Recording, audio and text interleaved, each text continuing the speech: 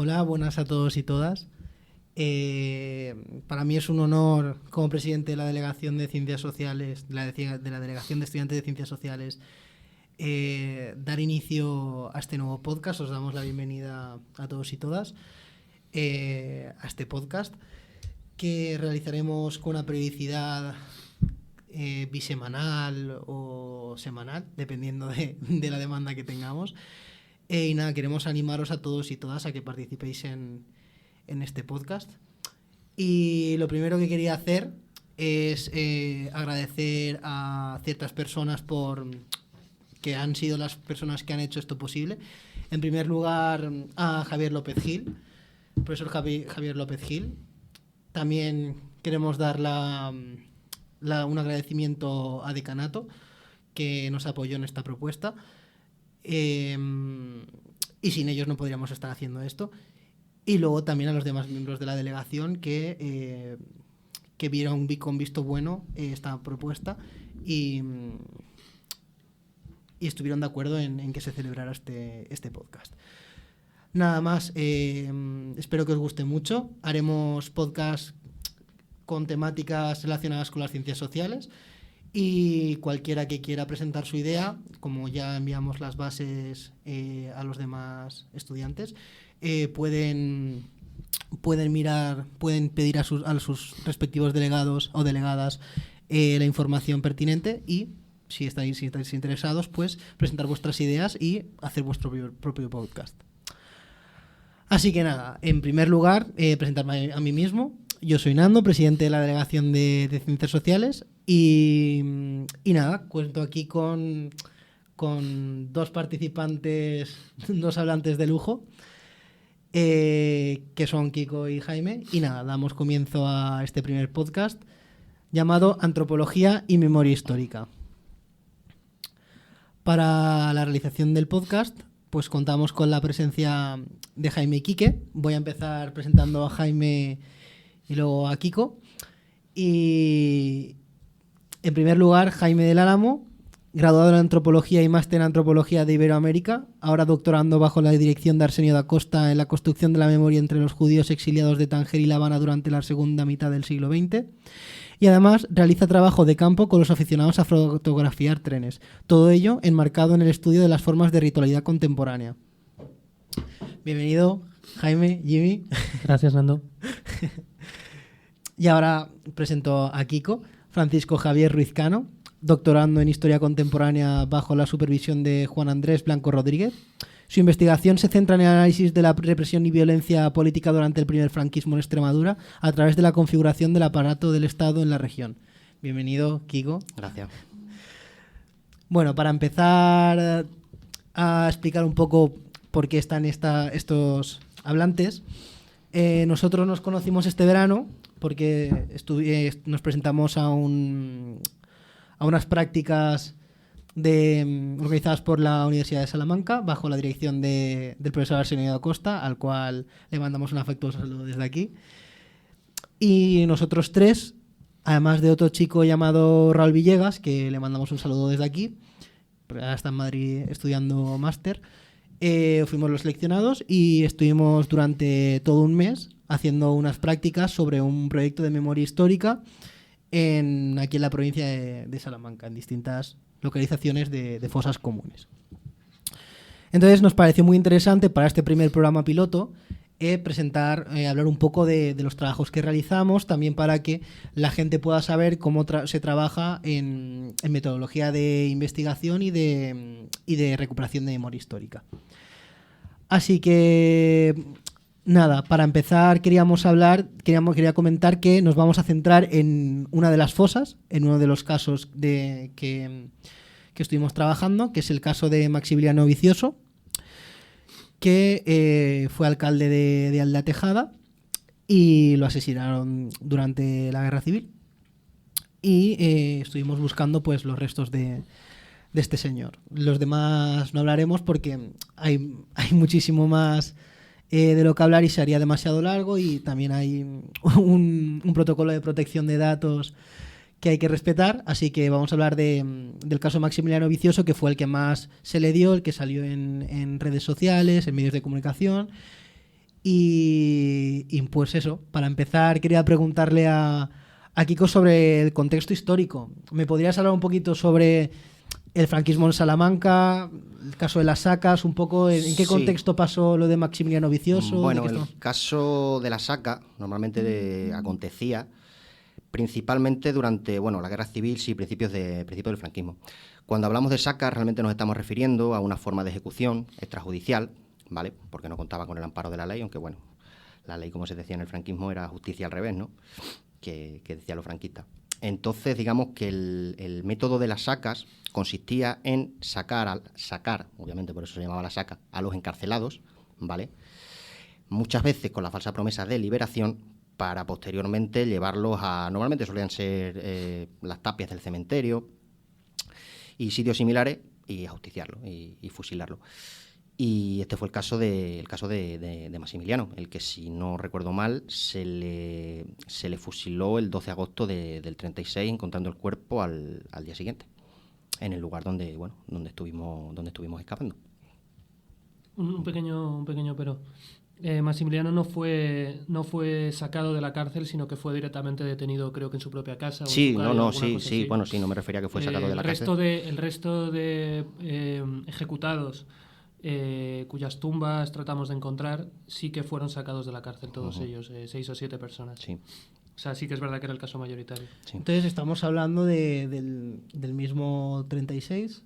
Sí, fue en el 36. Entonces, agosto del 36, ya digo, poco después de estallar la Guerra Civil. La Guerra Civil estalla en el 18 y, bueno, en Salamanca realmente es el 19, cuando se lee en la Plaza Mayor el bando de guerra, el 19 por la mañana. Entonces, sí, pues estamos hablando de escasamente 2 semanas después del inicio de la conflagración. ¿Y este hombre a qué se dedicaba? Maximiliano fue alcalde de Tejares, creo, ¿no? Sí, alcalde de Tejares, cuando Tejares era un municipio, y también fue presidente de la Casa del Pueblo, y era de, si no recuerdo mal, izquierda republicana, ¿vale? Por izquierda republicana. Entonces, bueno, claro, pues evidentemente el castigo que se hacía a los desafectos eran mayormente a simpatizantes o militantes de partidos y organizaciones de izquierda, ¿no? En definitiva, lo que querían es barrer todo reducto de desafección, pero que tuviera que ver con la militancia en partidos de izquierda, ¿no? Era, digamos, la obsesión que tenía el nuevo Estado que se iba a configurar, especialmente los falangistas, porque las sacas normalmente, aunque en algunos casos minoritarios se hacían también por parte de la Guardia Civil, pero mayormente eran los falangistas. Los falangistas eran los que normalmente realizaban las sacas y los que fusilaban, por supuesto, con la anuencia de los cuerpos y fuerzas de seguridad, como podía ser la Guardia Civil o incluso el Cuerpo de Carabineros, que posteriormente se integra en el Cuerpo de la Guardia Civil con un decreto de 1940. Sí, es verdad que estuvieron también a punto de eliminarlos, ¿no? Porque en algunos casos se mostró leal a la República, pero ya digo, principalmente con la connivencia de los cuerpos y fuerzas de seguridad del Estado, entre ellos la Guardia Civil, claro. Me resulta curioso también que hablemos de... Bueno, que una cosa que me resultó curiosa en aquel momento, cuando estábamos haciendo la investigación, es que sí, los falangistas eran los que fusilaban, pero los que enterraban no eran los falangistas. En muchísimos casos. No, claro, eso era... Obviamente era otra forma de castigo y de represión, ¿no? O sea, literalmente cavar tu propia tumba. O sea, si te voy a matar, pero en definitiva te voy a hacer sufrir hasta que sale tu último aliento. Entonces, evidentemente, es un trabajo físico que ellos no estaban dispuestos a hacer o incluso otros miembros del pueblo, como en el caso de Maximiliano Vicioso, que fue el enterrador que tuvieron que llevarlo. Que también el caso de Maximiliano Vicioso, pues fue, desde mi punto de vista... un poco lo que hicieron de arrastrar el cuerpo hasta el de Atejada, porque claro, desde Tejares hasta el de Atejada. Sí. 5 kilómetros así, ¿no? 5 kilómetros arrastrado. En un coche. Eso también es una forma de, para que todo el mundo lo viera, además, y una forma de humillación. Sí, yo creo que también dejar el cuerpo ahí tirado tiene que ver con eso que dice Nando de que todo el mundo vea y que también se convierta en una revictimización y en un aviso también, ¿no? Quizá en esos momentos tan tempranos todavía había cierto miedo de desafección, aunque es verdad que en Salamanca, eso que lo sabrá mejor, no hubo mucha... ¿cómo se dice? no hubo mucho conflicto, ¿no? O sea, No, claro, se sí. decretó el bando de guerra en la Sí. plaza, se gritó viva la República, hubo 6 muertos y hasta ahí, Sí, creo. sí, no hubo mucha. Sí, en Salamanca es verdad que se tomó con relativa facilidad, porque Salamanca sí que es verdad que tenía mucha influencia en la Iglesia Católica, y Salamanca, al ser, bueno, como todo Castilla, al ser una tierra eminentemente agrícola, pues predominaban los sindicatos agrarios de carácter católico. Entonces es verdad que la resistencia fue mucho menor que en otros sitios. Ujú. También te quería preguntar sobre el caso de que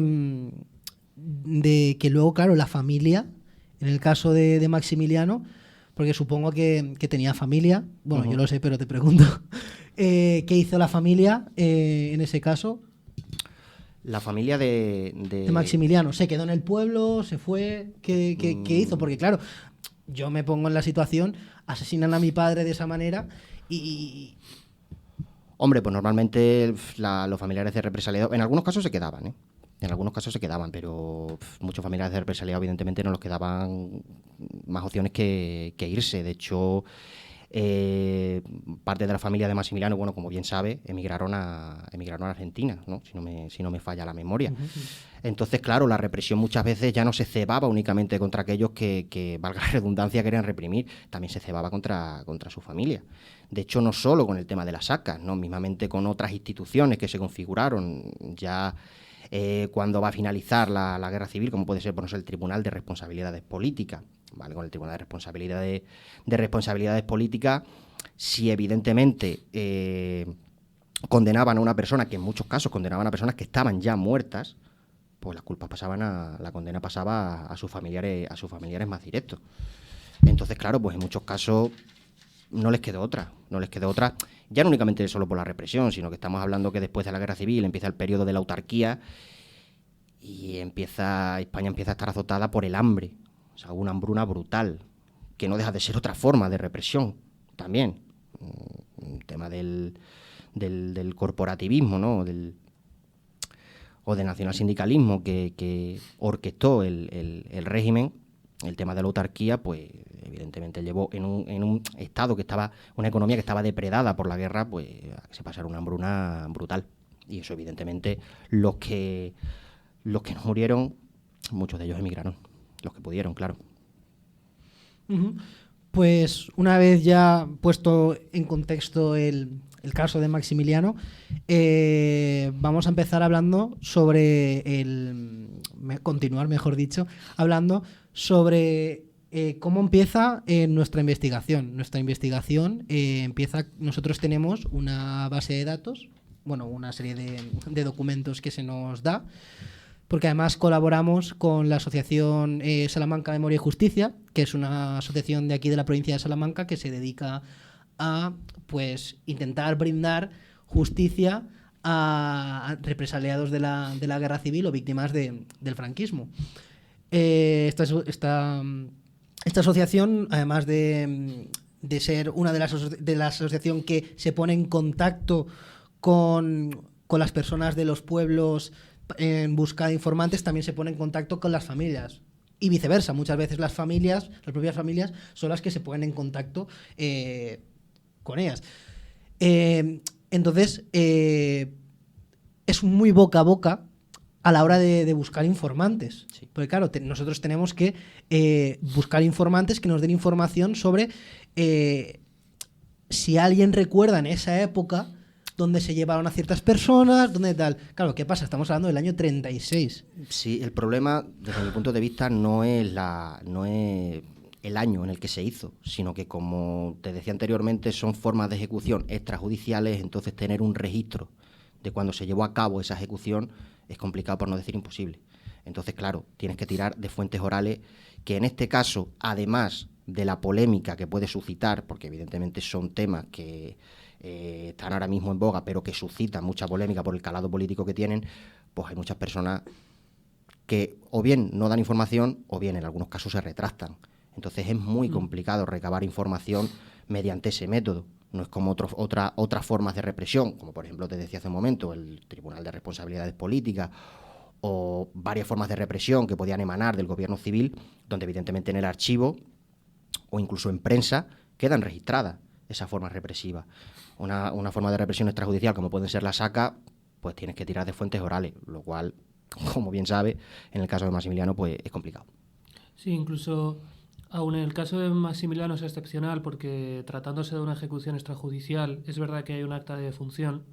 También debemos de contar no solo con la debilidad y con lo escurridizo que son los testimonios indirectos, sino que debemos de contar también con que el propio terreno donde se han producido esas ejecuciones cambia. Claro. O sea, nosotros nos encontramos con diversos archivos desconectados, asociados a cada expediente y, por ejemplo, unos primeros retos con el que nos encontramos es que el acta de defunción subraya que Maximiliano ha sido asesinado entre el kilómetro 11 y 12 de la carretera que va de Salamanca a Vecinos.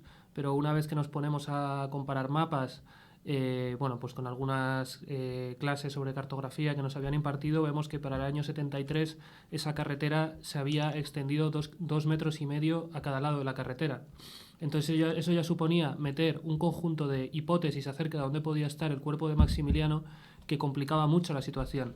Porque, por ejemplo, podría haber sido removido, podría haber, no lo sabemos, a lo mejor sus restos estaban ya tan triturados una vez llegó que puede que hubieran desaparecido. Entonces, bueno, ahora vamos a seguir contando cómo sucedió la historia, pero eso complicaba mucho la posibilidad de encontrar el cuerpo. Uh-huh. Uh-huh. Claro, porque claro, la documentación que teníamos o lo que buscábamos, o los datos con los que contábamos, ya no solo tampoco eran testimonios orales, sino que contábamos con ciertos documentos de la época, pero claro, nosotros los hemos visto y estaban escritos como estaban. Sí. Luego, a mí una cosa que me puso un poco los pelos de punta era cuando leías en el acta de defunción causa de la muerte y ponía consecuencia de la guerra. A mí es algo que me ponía un poquito los pelos de punta leer eso. Y claro, te pones a leerlo y pone, pues sí, la información sobre tal, pero teníamos información manuscrita, luego teníamos uno de los informantes que nos habló de información de su padre, que era una persona ya mayor que a saber. Y luego eso es otra cosa, que igual una persona te puede dar cierta información, pero luego se hace un rum en el pueblo, se dice, no, es que han ido a él a preguntarle sobre tal, no sé cuántos, y luego que cambie de versión. Pues lo que te digo, que es un tema que también suscita bastante polémica, con lo cual es bastante fácil, y bueno, que la gente se retracte. O sea, que la gente un día diga una cosa y otro día pues diga otra, precisamente por lo que tú dices, porque además estamos hablando de que son poblaciones muy pequeñas, donde todo el mundo se conoce y donde todo el mundo sabe lo que hace el otro. Insisto, al ser un tema no exento de polémica, pues eso lleva a que muchas personas pues cambien las versiones que dan de primera mano. Y sobre todo que sé que Coque no lo está llevando por ahí, pero para quien lo pueda considerar escuchándonos, no solo es una cuestión de ideología, ahí va, en el sentido individual de qué ideología tiene cada quien, y si el dueño del bar con el cual me llevo bien me presiona porque le estoy dando información a estos rojos que vienen de la universidad a tocarnos, sino que también es una cuestión meramente de relaciones sociales y de que estamos hablando de algo que ha ocurrido hace 2, 3 generaciones y que lo que es... que estamos hablando aquí también de una disputa en torno a la memoria, porque nosotros tratamos de hacer a la gente recordar algo concreto, pero la gente al mismo tiempo quiere conservar su honor y su honestidad y su buen nombre, ¿no? Entonces, claro, si tú escarbas un poco puedes ver que el abuelo de alguna persona reconocida en el pueblo pues a lo mejor no ha hecho cosas de las que su nieto pudiera estar orgulloso, ¿no? Entonces, bueno, que es muy tarde para escarbar y para encontrar, pero también es muy pronto, es lo que estoy tratando de hacer ver, ¿no? También es muy pronto para escarbar en ese sentido y para tocar lo que es la dignidad de las personas. Sí, es un poco como cuando... voy a hacer un símil un poco...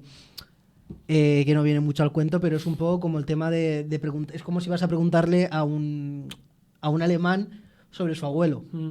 Es algo que no va a querer hablar de ello por el sentimiento de culpa o porque es un tema muy tabú. Entonces entiendo que va más por lo que eso sí. Es lo que te estás refiriendo, ¿no? Sí, en verdad lo que dice Jaime tiene razón, pero también a mí me gustaría hacer un matiz respecto al ejemplo que has puesto, que sí, tienes razón, pero también es parte un poco de la cultura política que tiene cada Estado. O sea, estamos hablando de que después de la guerra aquí nos tiramos 40 años de ese régimen, entonces esto está impregnado de una cultura política que todavía se nota. Todavía se nota, porque estamos hablando que Alemania, una vez pasa la Segunda Guerra Mundial, como los países de Europa que sufrieron las consecuencias del fascismo, al menos la mayoría de ellos, blindan sus constituciones para que eso no vuelva a pasar. Entonces se condena mucho más lo que es el recuerdo del fascismo.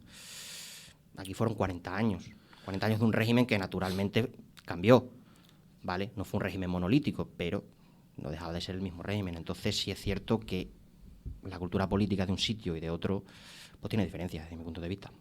Sí, yo quería matizar también una cosa, que es que más que de ideologías, yo creo que el tema de la memoria histórica, o sea, va por encima de ello en el sentido de que tú puedes ser muy conservador, pero si eres mínimamente demócrata o tienes un mínimo de respeto por los derechos humanos, que aquí ya no estamos hablando de ser de izquierdas o ser de derechas, sí, o ser más conservador o ser más progresista. Estamos hablando simplemente de derechos humanos y de democracia. Sí. De coger y tener la dignidad primero, de condenar a un régimen dictatorial, y segundo, de dar dignidad a personas que lo único que quieren sus familias es recuperar sus restos y enterrarlas con dignidad. Y en teoría debería ser así, pero también cuando, pues yo qué sé, cuando termina el régimen y llega la época de la transición, buena parte del aparato del Estado pasa a las instituciones que ahora son democráticas. Estamos hablando de la cúpula judicial, de lo que es la cúpula policial. Fraga y tal. Sí, bueno, ya no me refería únicamente a Fraga, que por supuesto le puedes poner de ejemplo. Era por poner el ejemplo. No, si me parece un buen ejemplo, ahí lo tiene, el que el fundador del actual Partido Popular, bueno, cuando era Alianza Popular, era un ministro franquista, pero que, insisto, dentro de lo que es el aparato judicial, dentro de lo que es la policía, ¿no? De lo que fue la policía cuando ya en democracia pasó el famoso caso de los GAL, ¿no? La policía no tenía un cuerpo antiterrorista. Entonces, ¿de dónde procedían? ¿De dónde procedían, digamos, esas figuras policiales? Pues venían buena parte de ellos de la Brigada Político-Social, que era la policía política del franquismo. Entonces ahí tienes un claro ejemplo, y estamos hablando ya de una época que sí, estamos hablando de los albores de la democracia, pero estamos hablando ya de que los GAL fueron entre el 83 y el 87. Entonces, como ese te podría poner varios ejemplos. Entonces, sí, en teoría suscribo lo que tú dices, que debería ser una cuestión de democracia y de derechos humanos, pero cuando la cultura política proviene de donde viene, eso sociológicamente se nota. No, ya queda así en el subconsciente de la gente, y es ya difícil cambiar una forma de pensar, una forma a la que se ha acostumbrado, ¿no?, a convivir, claro, una sociedad, o claro, que se ha educado, se ha criado, claro, ya claro, con eso. Entonces, es difícil cambiar de golpe. Efectivamente. Y más ahora. Yo creo que, o sea, que es un comentario no muy profundo con respecto a lo que estáis hablando, pero la sensación que me da es que también lo que se produce es una trampa de la equiparación. Es decir, que nosotros cuando estamos haciendo este trabajo, lo que tratamos de hacer es de rescatar la memoria y la dignidad de una persona que ha sido alcalde de un municipio legalmente constituido, pero lo que no estamos tratando de hacer ver, y muchas veces creo que eso también subyace en el discurso oficial, es que si él era buena, mala persona, si tomó malas, buenas decisiones, sino, como digo, tratar de preservar la memoria de una persona de la misma manera en la que lo haríamos hoy en el presente actual. Entonces, cuando me refiero a que se trata de equiparar falsamente, es la cuestión esta de, bueno, porque ellos cometieron crímenes, o sea, porque los unos cometieron crímenes y los otros cometieron crímenes, pues entonces esta idea de dejemos el pasado que esté como está y simplemente miramos hacia el mañana, ¿no? Entonces, en ese sentido, creo que no es equiparable la memoria de unas víctimas comparado con la de las otras, en ese sentido. Sí. Por mucho que la República, ¿no?, como Coque sabrá perfectamente, pues se cometieran crímenes, se cometieran tropelías, etcétera. Pero es que no estamos hablando de lo mismo. O sea, es una cuestión es lo que se hace mal una vez que tú eres político, que tú tienes un puesto de poder, y otra cosa es si tú estabas legitimado para tener ese puesto de poder de una forma democrática. Lo cierto es que sí, ¿no? Claro, sí. Yo quería ahora preguntarte a ti una cosa, cambiando un poquito ya de tema respecto al franquismo. Quería pasar un poquito más al tema de los métodos de investigación. siguiendo el hilo que llevamos con las entrevistas, con los informantes y con la documentación, como cartas o simples documentos, actas, te quería preguntar sobre la problemática de la pandemia. Porque además del problema de que ya era gente mayor, luego la pandemia, claro, ha cambiado muchísimo la vida de todo el mundo, pero claro, especialmente para la gente mayor. Entonces, ¿cómo piensas que ha podido afectar la pandemia a la hora de realizar estos trabajos? O si en un futuro hubiera otra pandemia o no pudiéramos estar tan conectados como quisiéramos, ¿cómo podríamos hacer para recibir más información de los informantes? ¿Cómo podríamos estar más en contacto con ellos? Es complicado, o sea, en el mundo antropológico, un poco desde fuera, pero la sensación que me da es que ha supuesto un reto bastante grande el tema de no poder salir a la calle, de no poder hacer entrevistas en persona, de no poder analizar relaciones sociales, y eso ha sido así durante 2-3 años, ¿no? Eso añadido a que ha habido una tasa de mortalidad bastante alta entre personas mayores, pues puede estar haciendo que una gran parte de las pruebas o de las pistas que necesitábamos se estén perdiendo. Si a ello añadimos toda la sensación de preocupación que puede haber habido entre muchas personas mayores con respecto a las cuales no hemos podido contactar por su sensación de miedo o por su estado de abandono, pues creo que hace la cosa bastante complicada. Claro, estamos hablando de un trabajo de investigación donde tenemos una batalla en contra del tiempo, ¿no? Todos los trabajos que analizan memoria, bueno, creo que los que analizan memoria social no tanto, porque ahí también creo que el papel de los jóvenes es bastante importante, pero cuando hablamos de memoria de una forma objetiva, es decir, que tratamos, deja de jugar con eso, que tratamos de hallar unos restos concretos y no jugar tanto en torno a los temas que trabaja más mi director y vuestro profesor, el señor Da Costa, ¿no? En torno a cómo la construcción de lo que es el pasado subyace las intenciones y los propósitos que tenemos en el presente, sino, como digo, que tratamos de encontrar unos restos concretos, pues eso, tenemos una batalla en contra del tiempo, como digo, que hace que la situación se dificulte. Más allá de eso, lo que digo, que yo no percibí, no creo que percibiéramos en persona un problema con respecto a la pandemia el pasado verano, pero es que, claro, el problema ya se había causado de forma previa y ya estaba invisibilizado y escondido, ¿no? Uh-huh. Así que, pues eso, que realmente la pandemia nos ha quitado muchísimos informantes. Sí. Y sí que es cierto, como dices, que a nosotros no nos llegó a afectar directamente, pero claro, en estos 2 años, la gente que ha estado, como por ejemplo la Fundación Aranzadi, que se dedica a hacer excavaciones en la zona de Euskadi y Navarra, claro, ha visto esto afectado directamente a su medio de trabajo. Entonces, igual también sería interesante buscar con esta gente mayor una forma de que estuviera más conectada, y por eso la gran importancia de la asociación de Salamanca Memoria y Justicia, porque sin esta asociación nosotros no hubiéramos llegado a contactar con esta gente, porque claro, una persona joven, todo el mundo joven, el 99,9% de la gente joven tiene un móvil con conexión a internet. Es muy fácil estar conectado. Pones una publicación en Instagram, pones una publicación en Facebook, todo el mundo se entera. Pero claro, con la gente mayor es más complicado. Entonces tienes que desplazarte a los pueblos, ir a cierto lugar a preguntar. Claro, si no puedes ir a cierto lugar a preguntar, ¿qué haces? Así que bueno. Sí, ahí es interesante porque al final hablamos del mismo problema de jóvenes y mayores, aunque de forma contraria, ¿no? Como estábamos hablando antes, los jóvenes, antes de esta radiotransmisión, los jóvenes tenemos el problema de sobresaturación, ¿no? Que nos están llegando cientos, miles de propuestas todos los días y al final no nos enteramos de qué está pasando ni delante de nuestros ojos. Y los mayores es justo todo lo contrario, de que no sabes al final. Por esta cuestión de, con perdón, a lo mejor estoy exagerando muchísimo, pero por esta cuestión de que la provincia de Salamanca muchos mayores pueden estar alienados con respecto a la tecnología, es decir, que pueden no entenderla, pues nosotros como jóvenes, como nos comunicamos de esta vía, pues al final se produce una desconexión brutal.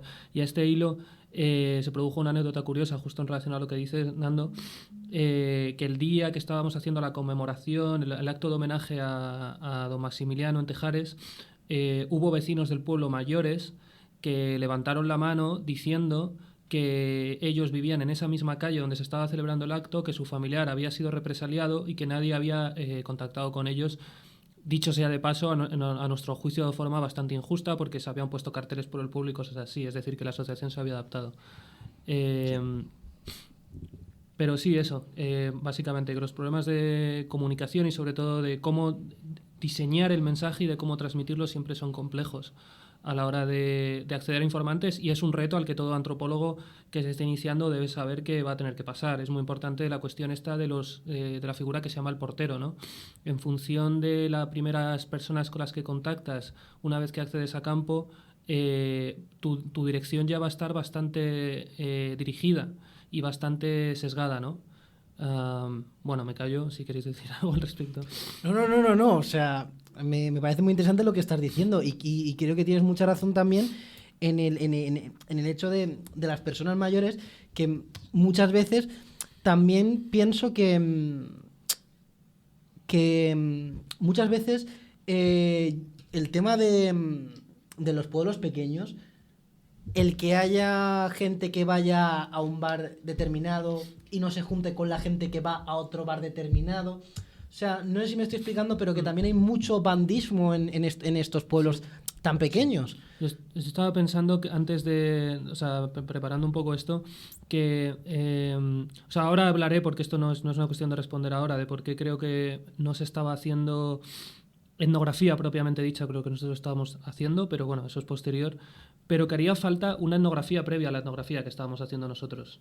O sea, una etnografía de conocer cómo la gente se mueve y se relaciona en el terreno para poder acceder a ella, ¿no? Uh-huh. Solo eso. ¿No ibas a decir nada, Coque? No. Ah, vale. Bueno, pues ahora vamos a pasar a hablar sobre ya, pues una vez tenemos la información necesaria, a cuando nos empezamos a desplazar hacia los lugares, en este caso pues a La Tejada, como ha dicho antes Jaime, el kilometraje 11 y 12, 8 y 9 el real ahora. 11 y 12 el del 36, 8 y 9 el de ahora. Bueno, era al revés. Era así, ¿no? Creo que era así. Creo que sí. Claro, porque las carreteras cambian y la carretera en el 36 era muy distinta a como está ahora. Lo que decía antes, sí, que el uso social del terreno cambia y entonces hace que se muevan los restos. Que se mueva la realidad al final, es lo interesante también de hacer etnografía. Entonces nosotros nos desplazamos al terreno donde nos había llegado la información que estaba, y primero hicimos con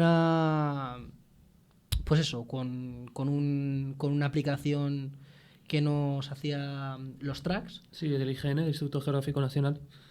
Hicimos unos tracks para determinar el terreno en el que íbamos a realizar las excavaciones, y una vez vimos un terreno que nos parecía sospechoso porque había como un hundimiento del terreno.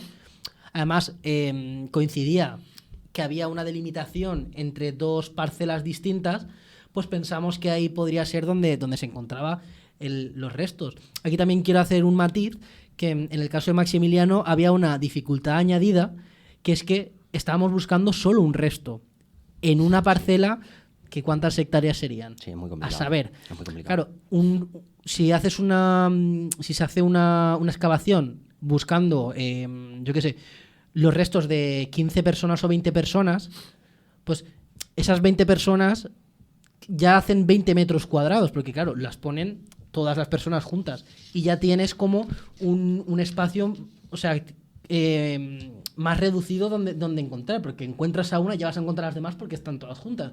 En el caso de Maximiliano no, estamos hablando de una persona que los restos de una persona que ocupan metro cuadrado, sí, metro cúbico, o sea, es muy poco espacio, y esa era la dificultad añadida que teníamos en este caso. Entonces, una vez ya realizamos los tracks, pues dijimos, pues mira, vamos a venir aquí. Y ya pues comenzamos a ir a hacer el trabajo de excavaciones. Que yo quiero recalcar la dureza del trabajo. Yo creo que hasta que no nos pusimos manos a la obra con el trabajo, yo creo que ninguno de los tres, hablo por mí, pero creo que ninguno de los tres nos esperábamos la dureza de los trabajos arqueológicos, que a veces por desconocimiento no se sabe sobre esto. Se piensa que es ir ahí, coger una máquina y ponerte ya. No. Lo primero que hicimos fue adecentar el terreno con rastrillos, quitar todo tipo de matojo, matorral, y una vez ya teníamos la tierra, pues ahí ya empezamos con las herramientas duras, con Pico, a realizar una serie de catas. ¿Me podéis comentar un poco cómo eran las catas? Jaime. O sea, lo que hacíamos era, abríamos, o sea, a los dos lados de la valla, intentamos abrir 2 distancias proporcionales. Al principio creo que fue 2 metros a un lado de la valla y 2 metros al otro lado de la valla. Y lo que íbamos haciendo era eso justo, cavar distintas, ¿cómo has dicho? Catas. Cavar distintas catas. Inciso, una cata es hacer una pequeña excavación en el terreno, sí, justo, pero de forma uniforme. Controlada. O sea, lo que tratábamos de hacer era de no destruir ni por asomo ni tocar los restos. Entonces, ir dedito a dedito. Y vamos, claro, dedo a dedo, juzgando lo que había con la ayuda de Arsenio da Costa y con la ayuda de Chema Collado, que también era el subdirector del proyecto y que es arqueólogo, creo. Sí.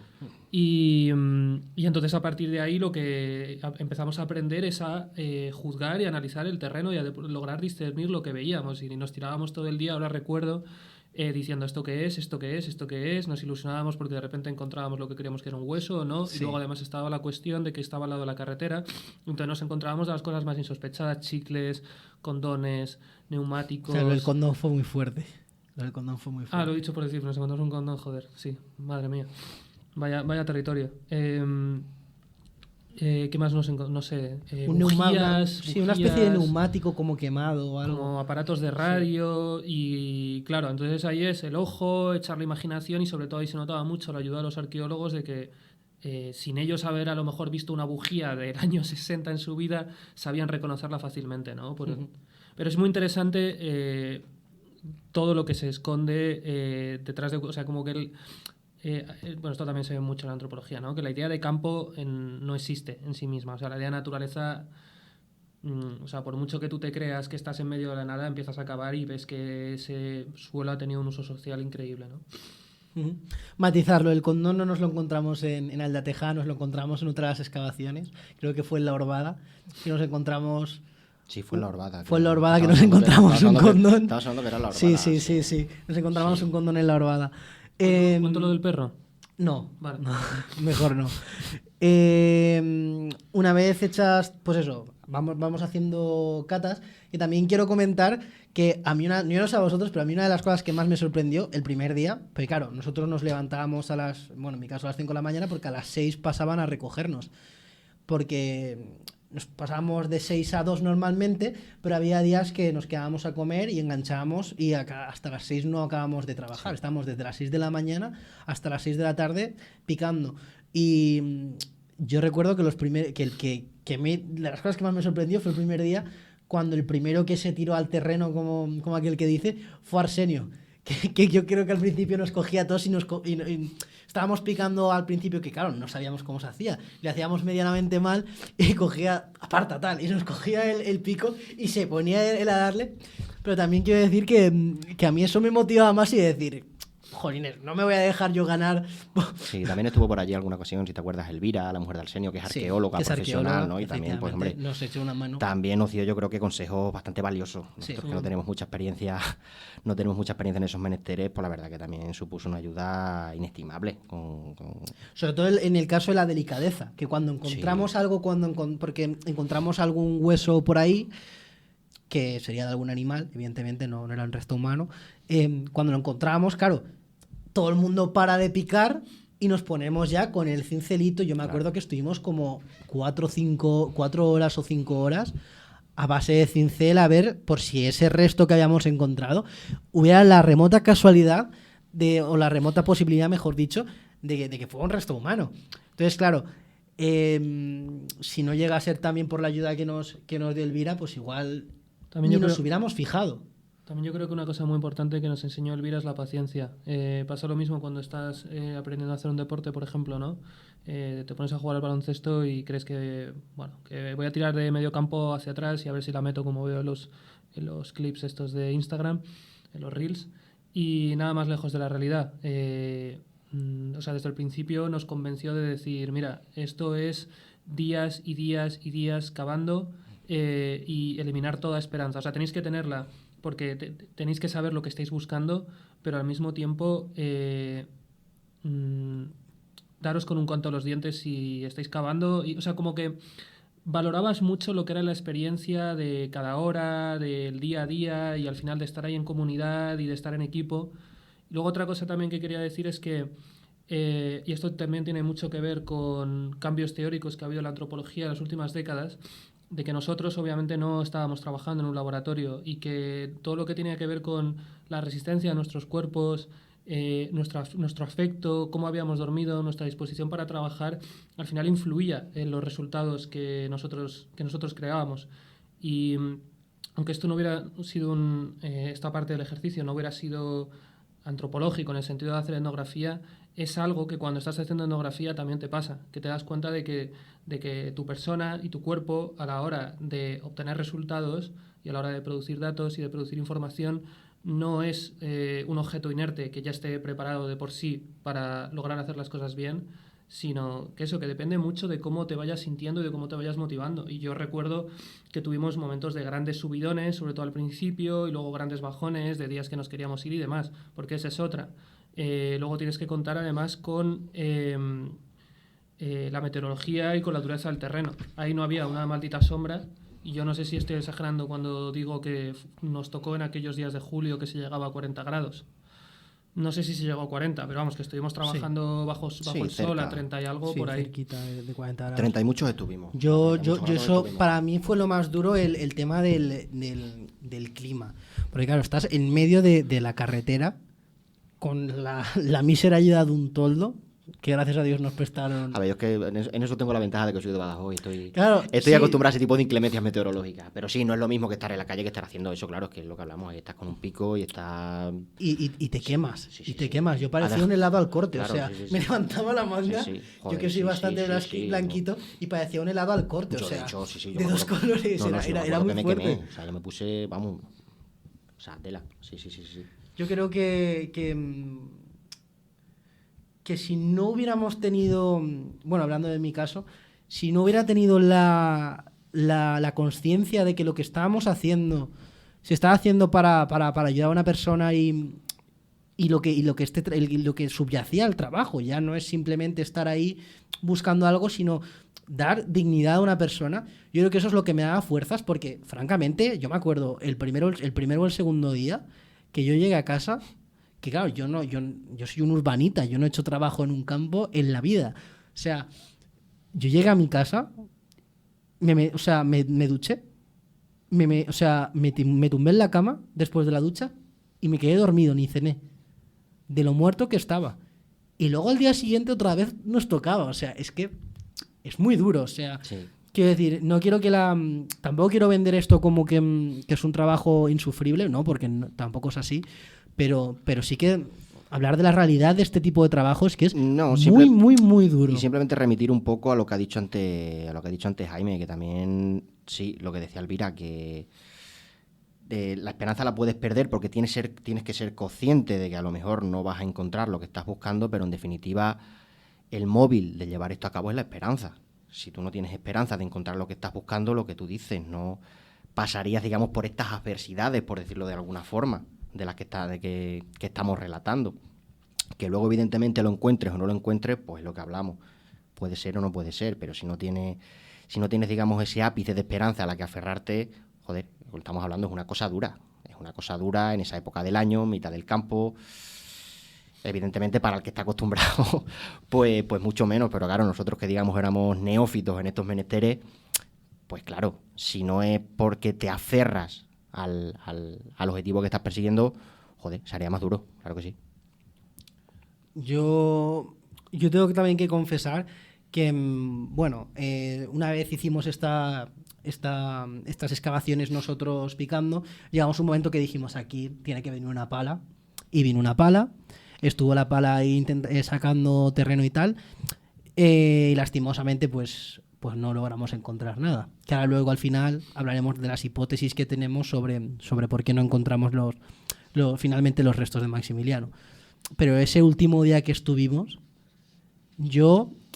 mi subconsciente quería que pasara lo que pasara, que pasara ese día, porque llevábamos una carga mental y una presión tanto psicológica como física que que deseábamos que pasara lo que pasara, pero que pasara ya, como decir, pero también ya no solo por nosotros, sino que también para que Elisa descansara. Porque Elisa, que es la presidenta de la asociación Luisa,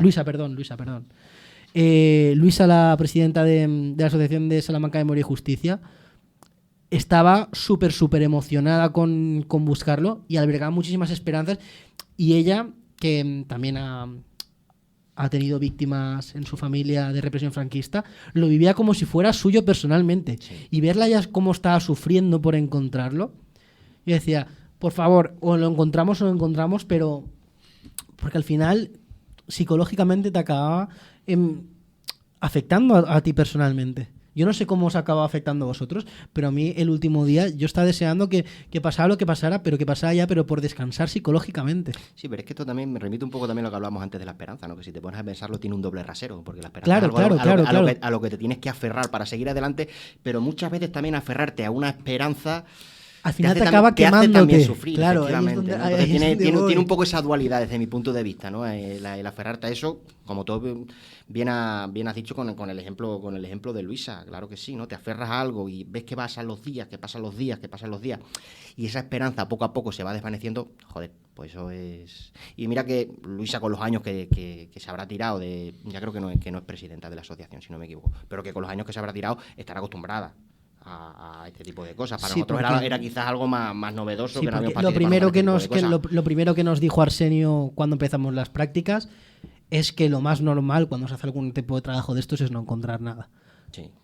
O sea, que hay que mantener siempre la esperanza e intentar encontrar algo, pero es más probable no encontrar que encontrar, por lo que hemos hablado antes. Tema primero de los informantes, de que el sitio que nos hayan dicho sea el correcto, de que principalmente que haya financiación, que nos den una pala, qué tal. O sea, hay tantísimos factores. A mi juicio, lo principal, las fuentes de información, que insisto, son muy escasas, en algunos casos casi inexistentes.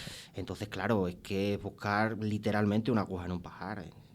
Es muy complicado, muy complicado. Entonces, claro. Es todo el problema de que el golpe, bueno, como hemos hablado antes, de que ¿se oye bien? Sí, se oye. De que el golpe triunfa. Entonces, claro, a partir de ahí son 40 años donde la historia, la parte de la historia se olvida y se recuerda lo que se quiere recordar, ¿no? Claro. Sí, es como si se eliminara una parte de la historia que no interesa. O sea, si el golpe no hubiera triunfado, entonces todo habría estado mucho más reciente, ¿no? La labor propagandística que tiene cualquier dictadura, en definitiva. O sea, eso es una característica fundamental que tiene cualquier régimen autocrático, que es en definitiva también aleccionar no únicamente por la violencia física, sino también a través del control de las ideas. O sea, eso es fundamental. Y la educación. Sí, bueno, la educación, porque si se te educa en... Claro, no, pero más que educación, adoctrinamiento. Claro, pero por eso remito al control de las ideas, ¿no? Una de las, digamos, de los aparatos más fuertes para el control del pensamiento es la educación. Y luego de que la represión es doble, porque lo que provoca es que la reconstrucción de la memoria no se pueda realizar en el ámbito público, sino únicamente en el privado. Otra de las hipótesis con las que contamos es que días después de haber sido encontrado el cuerpo, sus familiares lo tomaran y le dieran sepultura al mismo tiempo en algún lugar escondido. O que los enterradores de Aldea Tejada cogieran el cuerpo y le dieran sepultura en el ayuntamiento en el cementerio de Aldea Tejada o de Tejares, pero por temor a represalias o por el que dirán, no inscribieron el cuerpo en el registro de defunción. Claro. Entonces, al final es que las personas realmente están haciendo esta labor de recuerdo, pero solo es años o décadas después de que comienza la democracia cuando la población o parte de la población comienza a considerar que es legítimo que este proceso de memorialización no solo se realice en el ámbito privado y por lo tanto no queden vestigios, sino que también se realice en el ámbito público. Pasa, a lo mejor no sé si estoy sacándolo muy de madre, pero pasa un poco similar con el caso de los criptojudíos que se quedan en España después de la expulsión, que apenas hay vestigios de la prueba de su existencia, porque los miembros de la Inquisición entraban en sus casas, por ejemplo, para encontrar vestigios de rituales o para encontrar cualquier prueba que les incriminara, el Antiguo Testamento, para encontrar la Torá. Entonces, al final, toda la transmisión de la tradición se realizaba de forma oral. Y Y bueno, no voy a seguir por ahí, pero... Sí, pero me que parece se un va tema más o perdiendo, menos sí, ¿no? similar. Y que- El tema este de que el memoria privada versus memoria pública, ¿no? Y como Claro. ciertas formas de memoria Claro. se legitiman y otras no. Y que también un factor a tener en cuenta dentro de lo que fue el propio régimen. Ya no es únicamente el miedo a las represalias que pueden venir de las instituciones, sino también a lo que es las delaciones de tus demás vecinos. O sea, ahí no había que demostrar que eras culpable. Ahí, al contrario, la justicia funcionaba de una manera totalmente distinta a cómo funciona ahora. Ahí eras culpable, hasta que se demuestre lo contrario. El troce, el mero chivatazo de un vecino que muchas veces venía por rencillas y por envidias personales, pues también provocaba el temor de la población. Entonces, claro, pues eso también afecta a lo que estamos Curarse en hablando, claro. salud. Curarse Sí, no, un poco en salud totalmente. también. No, claro, y no solo curarse en salud, sino lo que te estoy diciendo. En aquellos tiempos tú a mí me caes mal, ¿sabes? Y simplemente te denuncio a las autoridades y... Claro, pero eso lo tenemos claro. Pero me voy también al miedo de mucha gente que se le pueda decir, si alguien conoce algún rojo, Claro, que hable. claro, no, efectivamente. Entonces, claro, eso ya... Y claro, en el caso de Maximiano Vicioso, yo me pongo como futuro antropólogo en la piel de un ciudadano del pueblo de Tejares que ve eso y hablan y me dicen, notificadme si hay algún rojo más aquí. Obviamente. Y yo me cago en los pantalones Obviamente. y notifico lo que tenga. De hecho, quiero eso decirte- como anécdota de aquellos años pasó mucho, pasaron en muchos ámbitos, pero por ejemplo dentro de lo que es el fenómeno guerrillero, el fenómeno de resistencia antifranquista que se dio en los montes con el tema de los maquis, principalmente durante bueno, la segunda mitad de los años 40, a muchísima gente la implicaron como colaboradores de los guerrilleros cuando no se demostró. Y bueno, pues evidentemente pues eso sabe las consecuencias que iba a tener. Entonces, por poner un ejemplo al hilo de lo que estamos hablando, que ahí naturalmente te podían acusar de colaborar con esas facciones. Es que ahí lo que yo creo que también origina mucho terror y mucha parálisis a la hora de moverse y ya no actuar con libertad, sino con algo de tranquilidad en la esfera pública, es la polisemia del término rojo. Porque claro, rojo iba a ser tanto el alcalde represaliado que estamos haciendo memoria hoy, como una farmacéutica que le venda una aspirina a un maqui, como podría haber ocurrido en la provincia de Jaén, sin ni siquiera ella saber que le estaba vendiendo una aspirina a un maqui, ¿no? Sí. Entonces, al final, eso, claro, provoca un terror y provoca una parálisis social que, al mismo tiempo, cuando de lo que se trata es de recapitular la memoria de alguien que ha sido asesinado y tal, pues si tú has visto, por ejemplo, como también era el caso de Maximiliano, que venía gente a ponerle a llevar flores a ese lugar donde nosotros estuvimos excavando y que esa gente le llamaba a ese lugar el lugar del muerto, es muy posible que esa memoria de ese proceso estuviera mucho más expandida de lo que nosotros sabemos, pero que hubiera mucha gente que lo viera, por ejemplo, pasando con el coche o con un carro y lo olvidara en ese momento. O sea, dijera, bueno, yo no he visto nada, tampoco quiero increpar a mis vecinos, pero aquí silencio total por lo que decía de la polisemia del término rojo. O sea, vete tú a saber en qué fregado me estoy metiendo por haber visto yo esto, ¿no? Sí. Y que al final pasa un poco como con... Hay una cosa también, volviendo a un ejemplo de los judíos, ¿no? Que hay una cosa muy diferente de cómo los nazis tratan a los judíos o cómo en la España previa a los Reyes Católicos se trata a los judíos, porque una cosa que no se suele decir es que la mayoría de los judíos se convierten, porque no se está condenando a la persona, se está condenando a la religión. Pero, claro, aquí, en la cuestión de los represaliados de la Segunda República, yo no termino de ver cuando se produce esta represalia dónde se hace una represalia en contra de las ideas o en contra de las personas, porque parece que es lo mismo, ¿no? Con eso quiero decir que cualquier proceso de llevar flores, como hemos recopilado testimonios a ese lugar, pues claro, esas personas seguramente simplemente por hacer eso ya fueran identificadas como rojas, no como padres o hijos de esa persona, ¿no? Claro, es que como rojo se identificaba ya no únicamente a cualquier persona que fuera militante o simpatizante de idea algo de humanidad con ellas, que como personas. Pero lo que te digo, que como rojo no se identificaba únicamente a personas que fueran simpatizantes o militantes de partidos o organizaciones de izquierda. Como rojo se identificaba a cualquier persona que contraviniese los principios del nuevo Estado. Claro. Cualquier persona que en definitiva supusiese una amenaza para o supuesta la amenaza. Doctrina nacional católica, exactamente. Que ellos lo vieran como tal. Una supuesta amenaza pues era rojo. Claro. Era rojo. De hecho, vamos a ver, también se condenó a personas que eran manifiestamente liberales. O sea, que no eran ni socialistas, ni eran comunistas, ni eran... Rojo y judeo-masón. Ni eran anarquistas. O sea, partido que eran liberales. O sea, partidos que eran liberales. Que evidentemente, hombre, no es que los principios del nuevo Estado se englobasen dentro del liberalismo. ¿No?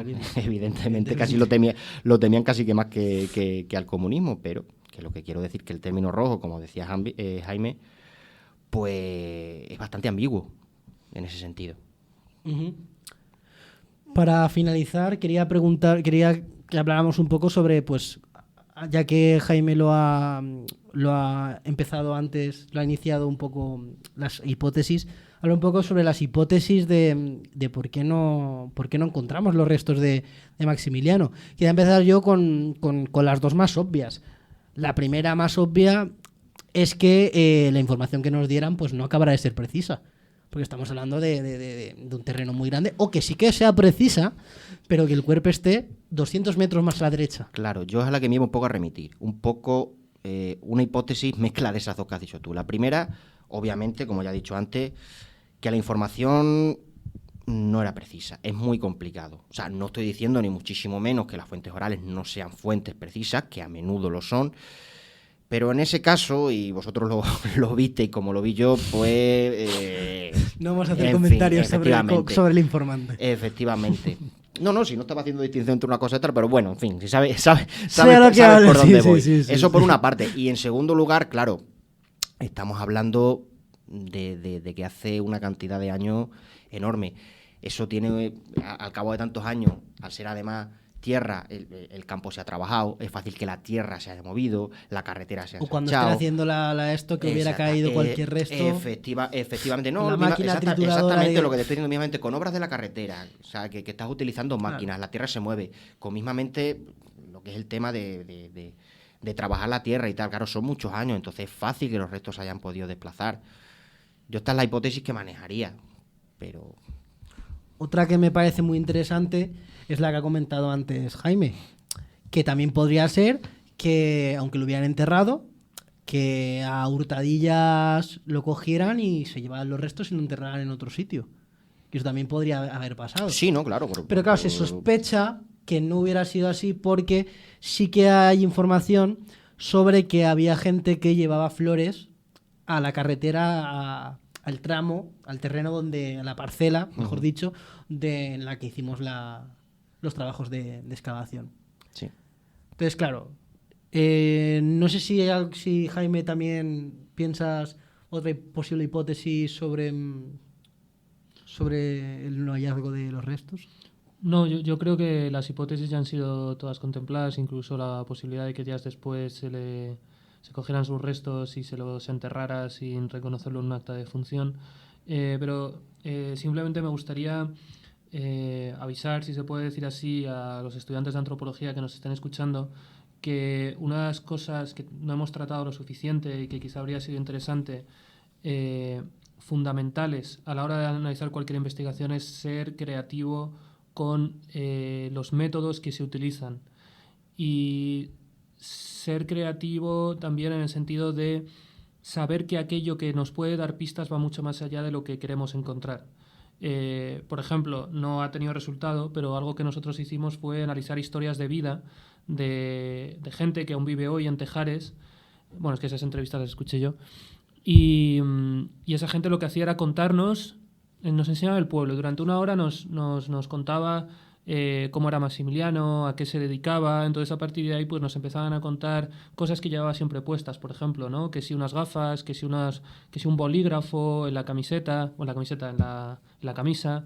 Entonces son ese tipo de cosas que a lo mejor no se pueden pensar en un primer momento. Lo que te da más información de la que piensas. Te da más información de la que piensas y lo que podría haber llegado a marcar la diferencia. Porque imagínate un boli o imagínate sus gafas. Que nosotros encontramos un boli de repente, ¿no? Y es lo que nos han dicho los informantes, que que Maximiliano siempre iba con un boli en el bolsillo o la camisa, pues ese tipo de cosas, ¿no? Que marca la diferencia en que en un primer momento no vas a ver, y por lo tanto, insisto, que es un trabajo de creatividad que uno tiene que hacer desde casa y que no te van a terminar de enseñar en la carrera porque no lo vas a pensar hasta que no estás allí con el problema metido entre pecho y espalda. Uh-huh. O sea, que no hacer una metodología tan papista en el sentido de sota, caballo, rey que nos enseñan en la carrera, sino atenernos un poquito más a buscar información en sitios que igual parece una tontería, pero que igual en esa tontería que pensamos en un principio es donde vamos a encontrar las pistas más inesperadas. Sí, o sea, no es tanto el tema de esta cuestión que muchas veces se suele plantear por parte de estudiantes que acabamos de terminar grado, máster y demás que le den a lo que nos han enseñado, sino es más una combinación, y como decía antes, con la cuestión de cosas que pueden parecer tan absurdas como la meteorología y demás, de estar preparados porque allá afuera nos vamos a encontrar, o sea, vamos a tener retos mayores de lo que se nos han planteado en la carrera, porque lo que vamos a hacer es salir de clase, salir del laboratorio, salir de donde todo está diseñado, prefijado, previsto. Y entonces, más allá de olvidar las técnicas que se nos han enseñado en la carrera, es saber que vamos a tener que ser creativos a la hora de aplicarlas. Y eso, que vamos a tener que conocerlas. O sea, por ejemplo, nosotros hemos hecho entrevistas etnográficas, pero también hemos consultado sistemas de información cartográfica, hemos realizado, como digo, historias de vida, hemos sido muy previsores a la hora de ir cavando e ir intentando hallar distintas pruebas. O sea, al final es todo un trabajo de pistas y de pesquisas y de ir hilando cabos, ¿no? Entonces ahí, como digo, es tan importante la entrevista etnográfica como todo lo que pueda saber Kiko acerca de la represión general en la provincia de Salamanca y cómo, por ejemplo, cómo se les perseguía o cómo se les ejecutaba y demás, ¿no? Nada, simplemente eso. Luego, otra cosa que, o sea, no sé si es el momento, pero otra cosa que me gustaría recalcar es que un cambio de paso que hay con respecto a la investigación etnográfica, cualitativa, clásica, es que nosotros nuestro objetivo ya lo teníamos predefinido. Pero eso es algo que el antropólogo, al menos en un sentido ideal, no se va a encontrar, porque el antropólogo o sea, intenta solucionar un problema porque construye el problema. O sea, aparte de nuestra propia creatividad es saber qué es lo que queremos conocer, pero a nosotros lo que queríamos conocer ya nos había sido dado, ¿no? Entonces, eso también que quede claro a los estudiantes de antropología de grado, que no siempre va a ser tan fácil, entre comillas, para ellos, porque van a tener que, en función del bagaje teórico que vayan aglutinando, ir definiendo sus propios problemas y hacer que el problema en sí mismo sea creativo, es decir, descubrir un problema que supuestamente no existía, ¿no? Y eso es algo con lo que nosotros no nos hemos topado. Bueno. No, sí. Lo veo. A ver, es que no te puedo poner una pega como estudiante, o sea, de antropología que soy, o sea, es que no te cambio una coma. Hay una cosa más fácil de explicar, que es la cuestión pero que yo creo que a todo el mundo le va a quedar claro, es la cuestión de la verdad y la mentira. El otro día, una persona, que no me sé el nombre, en un seminario que no viene al caso, dijo que tenía, haciendo una investigación en antropología, dijo que tenía el problema de que sus informantes mentían.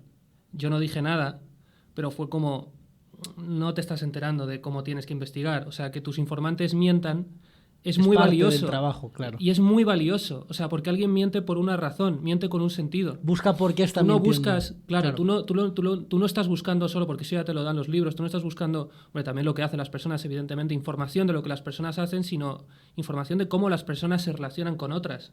Entonces, cuando una persona quiere ser privada con respecto a su propia vida, significa algo. Entonces es tan importante como que la persona te lo grite en la cara, ¿sabes? O lo quiera publicitar. Entonces la cuestión era esta, que en nuestra investigación nuestros informantes sí que podían llegar a mentir y podían llegar a fastidiarnos porque nosotros teníamos un objetivo concreto.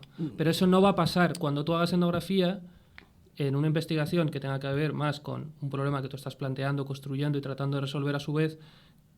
No va a existir la verdad y la mentira en ese sentido. O la mentira al menos no va a ser menos valiosa que la verdad. No, y que es muy probable que igual no sé el porcentaje, igual un 40% de la gente a la que les haces las entrevistas te está mintiendo o no te está mintiendo, te está contando su verdad. Uh-huh. Que, claro, o sea, imagínate, pues eso, lo que hablamos, más en los pueblos estos. Hay bastantes libros con etnografías de algunos antropólogos que hablan de que como cuando iba con ciertas personas y le veían los del otro bar, le decían, ay, no, contigo no quiero hablar porque te he visto que estás con Pepito, que está en aquel bar y ese es un mentiroso y no sé qué, no sé cuántos y tal. O bueno, en nuestras mismas prácticas, no en el caso del de Tejada, pero creo que fue en Valdenegrillos, que me acuerdo que paramos a un bar. Y os acordáis que yo cogí y dije, mirad ahí arriba, creo que esto no nos va a decir nada, que en el mismo bar había un retrato de Franco.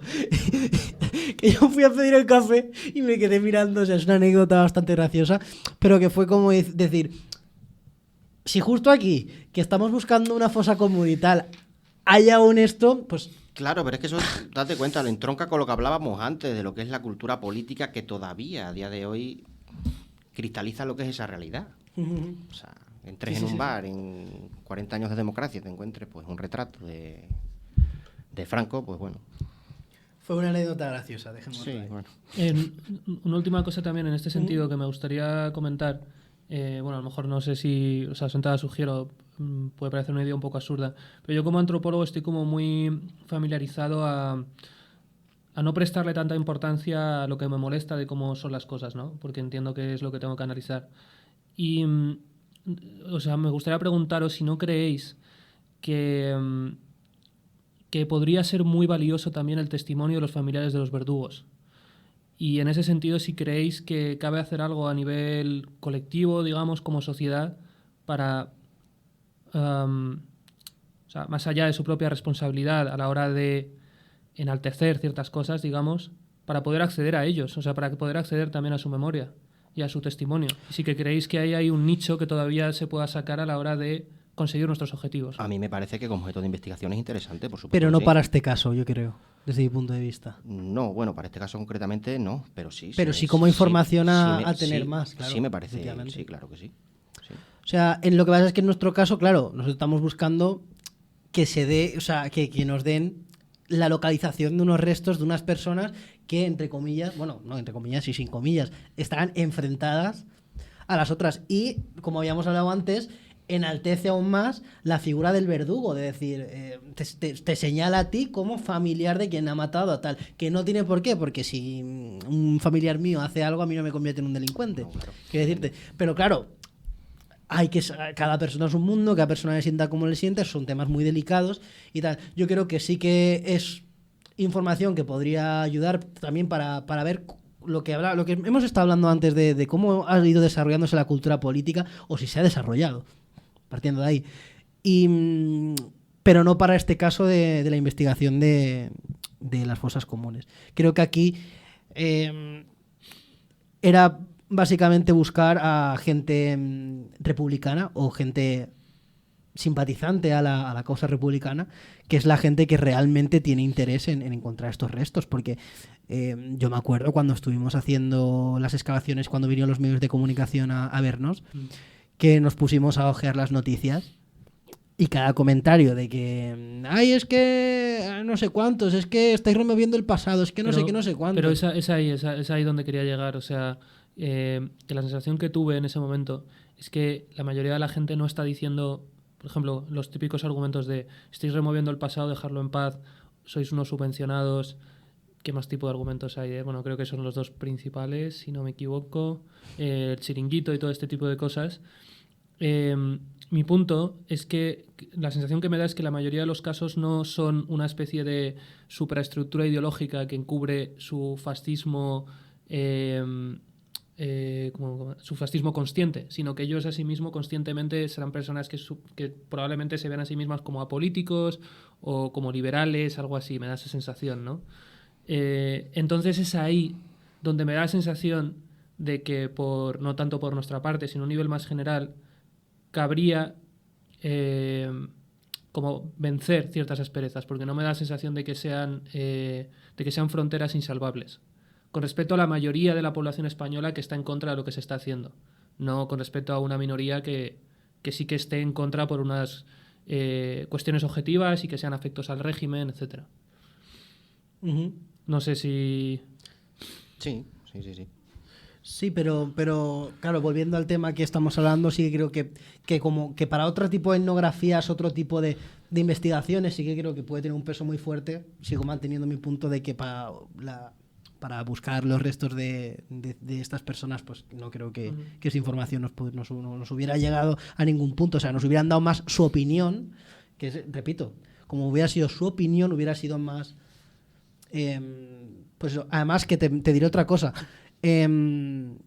Los falangistas no creo que tuvieran mucho interés en acordarse de dónde se enterraron la gente, porque estamos hablando que muchas veces o eran mismas personas del pueblo las que los enterraban, o mismamente ellos mismos cavaban su tumba, ellos los ejecutaban, los asesinaban, mejor dicho, y se marchaban. Igual ellos no tenían interés en tal, o sea, ellos hacían lo que hacían y se desinteresaban. Habría algún registro o alguien en el pueblo que sabía dónde estaban, pero igual ellos mismos, y no creo que ellos mismos dijeran a sus familias, pues mira, aquí me cargué a tal. No sé si me explico, o sea, creo que tiene más, que es más de interés para las víctimas, como en lugar de saber que está ahí, pues si tengo que dejar unas flores, que si alguien que ha asesinado, que ya totalmente se desentiende. Estoy totalmente de acuerdo, evidentemente, porque además eso también tronca un poco con lo que viene siendo este tipo de acciones, que muchas veces pues revierte lo que es la deshumanización, ¿no?, que tienen este tipo de conflictos. Es decir, matar a una persona como si fuera, pues, no sé, un objeto inanimado y dejarle ahí, ¿no?, al hilo de lo que tú dices, ¿no?, de, bueno, ¿por qué me voy a acordar de dónde he dejado a esta persona si para mí esto no es una persona? Ahí es donde voy. No es una metiéndome persona. En su piel, claro. Yo lo digo, no es una persona, ¿sabes? Y no me refiero ya únicamente a la deshumanización por parte de los ejecutores de esas acciones, ¿no?, sino de cómo también esas personas tenían la visión de los que ejecutaban como personas que estaban totalmente deshumanizadas por sus ideas. Entonces, en base a que no les consideraban personas, pues, joder, ¿por qué me voy a acordar de dónde he matado yo a esta persona? En definitiva. Pues... si alguien tiene algo más que añadir. Nada. ¿Tenéis algo más que añadir? ¿Una última reflexión sobre el trabajo? ¿Algo que añadir? Que quien haya llegado al final del audio que me invite un helado y será la prueba de que efectivamente lo ha hecho.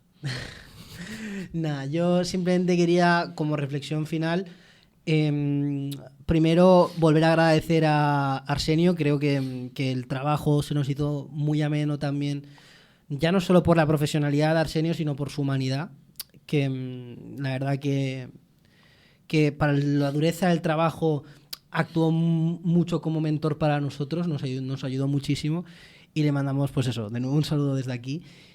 Y comentarle a la gente, a los estudiantes, al resto de estudiantes, que si tienen la oportunidad, que aprovechen para presentarse a este tipo de actividades. Sé que es verano, sé que en verano a la gente le apetece estar en la playa y pasárselo bien, pero la formación que acabas consiguiendo en la universidad, ya no solo de clase, y desde mi punto de vista, donde más aprendes es en estas cosas, además porque estás trabajando y codeándote. Y la gente que conoce. Claro. O sea, no es únicamente el conocimiento que adquieres, sino también la gente que conoce, y evidentemente el conocimiento que adquieres de codearte con esa gente. Y nosotros cuatro, que la forma que hemos trabajado, la forma que nos hemos compenetrado, o sea, sí. ¿Quién dice que dentro de 4 o 5 años no hagamos una publicación conjunta en una revista? Sí, claro. Quiero decir, ya te estás codeando con los que en un futuro pueden ser tus compañeros de trabajo o tus futuros asociados en ciertas investigaciones. O sea, sí. Esto nos sirve para formarnos, para ser los que en el futuro llevemos a cabo este tipo de actividades. Y nada. En relación con lo que dice Nando, también me parece muy importante, o sea, bueno, es que es justo lo que está diciendo, que este tipo de oportunidades te obligan a relacionarte con personas que son tan diferentes a ti que seguramente no te habrías relacionado con ellas en la vida real, y te ayuda a ver cómo esa diferencia es al mismo tiempo una complementariedad, y justo lo que estabas diciendo, ¿no? De cómo cada uno hemos aportado a nuestra propia manera, con nuestras propias personalidades. Eso es lo que iba a decir. Y nuestros propios conocimientos, que, sí. creo que se han compenetrado bastante bien. Sí, nosotros hemos tenido la suerte en nuestro equipo que cada uno ha aportado una cosa. Es como si hubiera un puzzle y, por ejemplo, poner un ejemplo. Jimmy es una persona más metódica, más mañosa, que se complementa muy bien conmigo porque somos como dos caras de una misma moneda. Entonces, y bueno, y también con Kiko y con Raúl, pero que sí que cada uno tenía algo que aprender de los otros tres y viceversa. O sea, creo que el hacer un trabajo como el que hemos hecho nos ha hecho darnos cuenta de que también un poco de eso, de las diferentes formas de trabajar, que cada uno ha trabajado de una manera y aún así nos hemos acabado complementando, y lo que ha aportado uno a los demás ha ayudado más a la riqueza de la experiencia y de cuando hemos acabado realizando el trabajo final. Y bueno, básicamente es eso. Quiero agradeceros muchísimo que hayáis venido a este primer podcast. A ti. Ya quedáis para la historia del podcast. Ya hemos perdido la virginidad. Sí, para la publicación de este episodio piloto. Y nada, esperamos que os haya gustado mucho. Espero que los demás estudiantes os animéis a presentar vuestro propio podcast, vuestras propias ideas, vuestra propia charla que queréis comentar o vuestro propio debate que queráis traer aquí. Recuerdo otra vez que la información está enviada a vuestros delegados y delegadas, así que solo tenéis que pedírsela si no os la han dado ya. Y nada, muchísimas gracias y nos vemos en la siguiente ocasión. Besos. Gracias a ti.